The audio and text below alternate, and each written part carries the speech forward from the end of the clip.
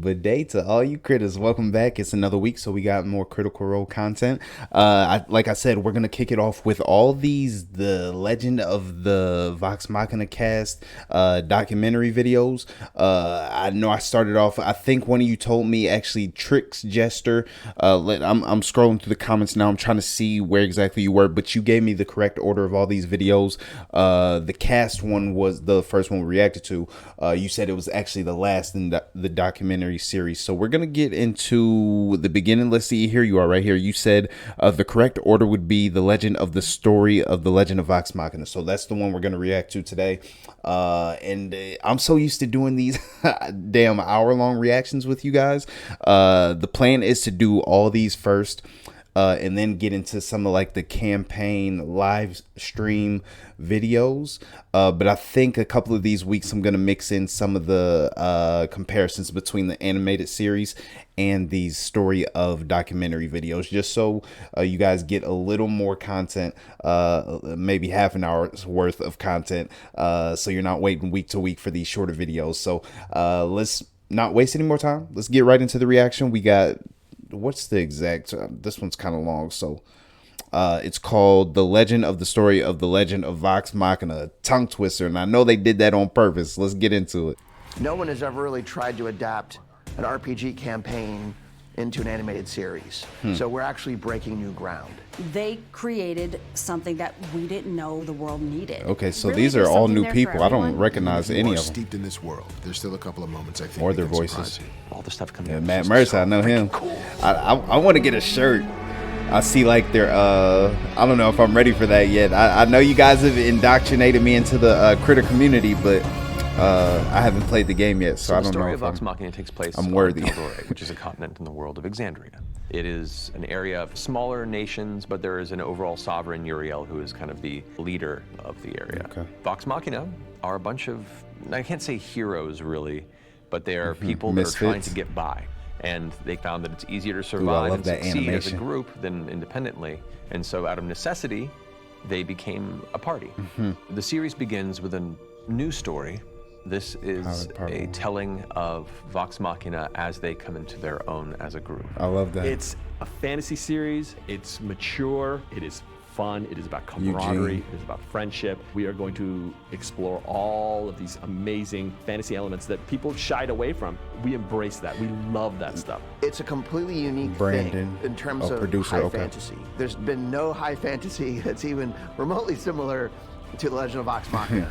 I think people will be able to look at this and be like, oh, this is a show with dragons and demons and like everything in Rider. between, but ultimately So were it's all these about this people group of connected friends. with the We live wanted stream to as well, or just for the capture kind of animated the spark and series? the magic of when we were playing at the table, just in a different form of I guess media. just I'm for just really the excited to series, see the because really heartfelt, touching Matt Mercer was scenes. That's what got me into the stream in was the first place. responsible for This making up is the whole story. something So that is dumb very question on my serious and part. dramatic, but has moments of intense and beautiful levity and lightheartedness, and that comes from literally this was a group of friends having fun, and we as the writers' room should also be a group of friends having fun, and that was the moment I was like, we got this.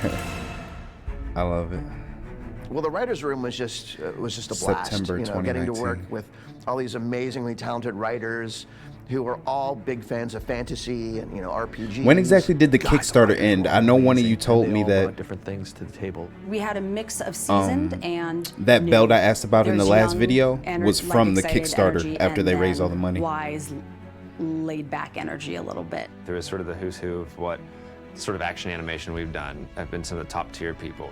Some really great new voices that had come from science fiction and from live action. It's really been a nice mix. We've never worked with Brandon before, so this is the first time me and him were able to That Critical collaborate on Role. something. But he was just a great idea guy, as well as being a person who's guiding the production side. Eugene's son, our worked on a lot story of different editor, stuff. he's been incredibly helpful along the way, really Avengers. implementing all of our notes, coming in and having all kinds of great ideas. Jen Murrow knows so much about Critical Role. She's been a fan for a while, and she could recall a lot of the things, the adventures and such that the characters Nice, have so gone through. she was already Maycat a- has so much a fan energy of the live streams and all so that. many ideas. She was fantastic in the writer's room that way. Kevin and Doc are amazing writing team that I've gotten the pleasure to work with over the years. Their dynamic as a writing team is fantastic. I'd never worked with Mark before, but he brings a wealth of experience in comics and live action TV. We also worked with Daniel Thompson, who came from the live action world. Westworld. Brought a whole different kind of storytelling to the room. Ashley Birch, I had never worked with before. They got until some Vox Machina. She's high fantastic. caliber people Beyond working just on being a this talented behind the writer, scenes. she's actually played with us. She played Keg Which in our I shouldn't second be campaign surprised for with a the number of actors we episodes, saw as well as a live show. involved so I with think everything. bringing that to the table made her even that much more of a powerhouse. Everybody was, Nice. you know, soup to nuts, like really, really nice and really, really smart. I love when the writer's room is everyone throwing out ideas and everyone's kind of building on each other, and it's kind of from all different facets, just kind of brick after brick. You can see the wall coming to fruition. It's fascinating adapting The Legend of Vox Machina from a role-playing game campaign. Girl, boy, and nice. trying to translate that and bring that to life. It had a little in question animated mark series. after it An too. adaptation I still need get them not mixed be up. beat for beat. And so our job as the writers was to maintain the spirit of the So story this and the spirit of each character and the character arcs and what they're going through, and act as the translators from what it was into what it can be now in the animated form. There's going to be surprises. There's going to be things that are changed. But also at the same time, we want Which to do you that guys have because told we me. want the diehard fans to not just come in and know everything. Like, you want to be surprised. Exactly, You exactly. I want figured that things was the to case change when you just guys enough. mentioned it to me in the Find a comment way to section. I get love to a that. place in the story where you're giving the audience the thing they didn't know that they wanted, but they actually needed. When you're dealing with a pre-existing property, like a graphic novel, you can say, okay, we have to keep this moment. This is a pivotal moment. Maybe we can lose this. Maybe we can plus this. When you're going with a campaign where it's hundreds of hours of material. Oh my goodness. And a lot of it is brilliant. It's like, okay, now what are the things that will translate really well to anime series? What do they have not seen that we think, wow, okay, we can take this. can't wait and to we watch can some of really those do live something streams. fantastic with it. And those are the things that really, really excite us. Whittling down source material was an undertaking that I was terrified about because Rips off a crotch. Matt has such a clear vision, and I definitely do Oh not my want to goodness. step on that. Certain We ideas just saw have him to in the be last scene. changed His or beard was like altered as completely part of the short, and now it adaptation. was It's a all hard grown out. process. There's things we were like, oh my God, he'll kill us. And then he was like, no, that's fine. We're like, we were worrying for 3 days about this. Matt would always sit down and say, yeah, no, this is the way it was in the campaign, but if this is better, let's talk about it. Let's litigate it. Let's That's investigate awesome. it. Let's rattle test it. Sometimes the harder ideas, the ones that go against what you initially expected, make the most important changes. The fact that he could be so Every project I've ever open-minded taken when on, it comes to his research is a own huge story, I part love of that. it. You want to dive and get in that mindset and that mentality of the world you're exploring.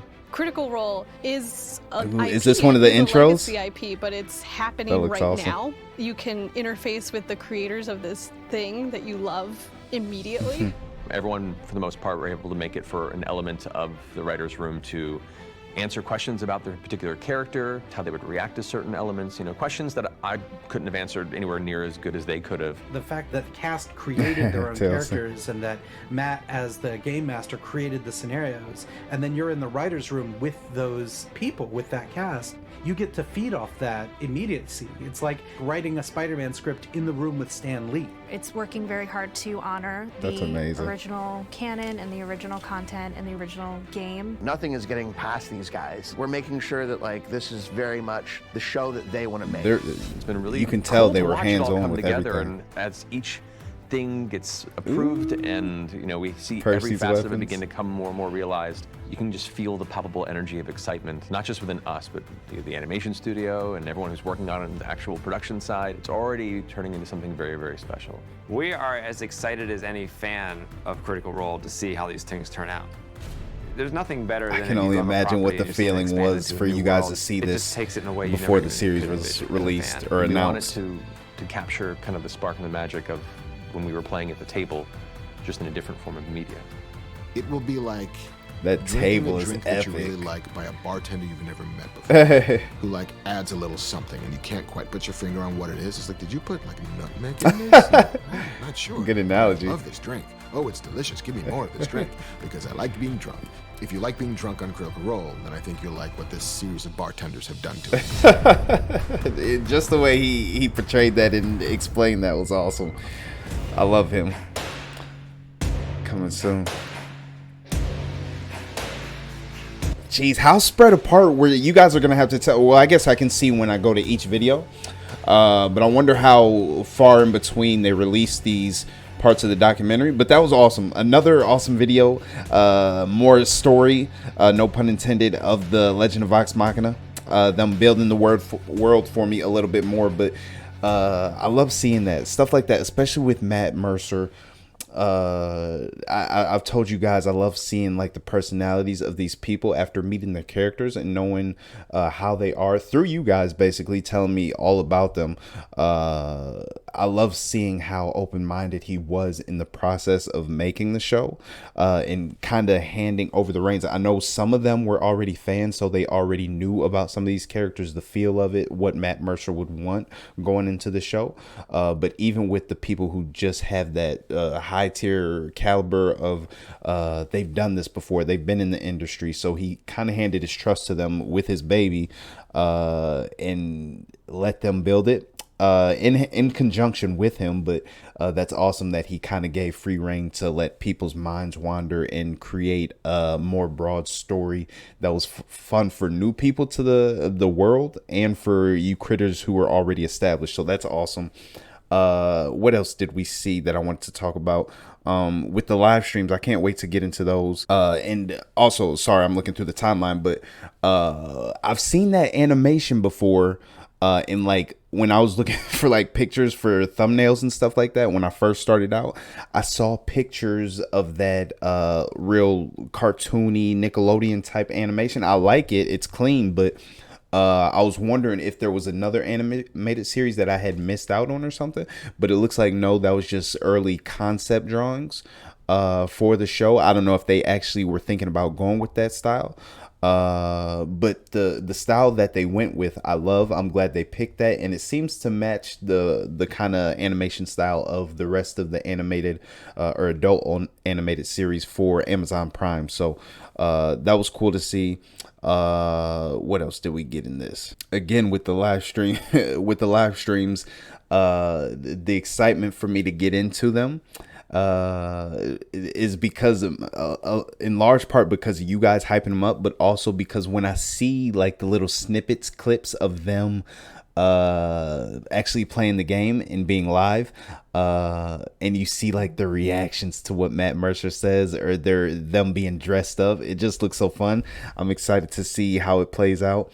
And I think we got a little snippet of the intro. I don't know for which campaign that was, but I can't wait to see that. And let me know if I should watch the intros prior to. Actually, I think some of you have addressed this. You said I should watch the intros when I actually watch the live stream or the campaign.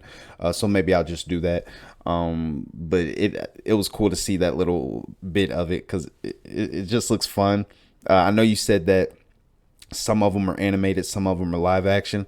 So I'm looking to see which intro correlates with each campaign and match those up. And again, I'm just happy for you guys that the final product that you guys seem to be happy with.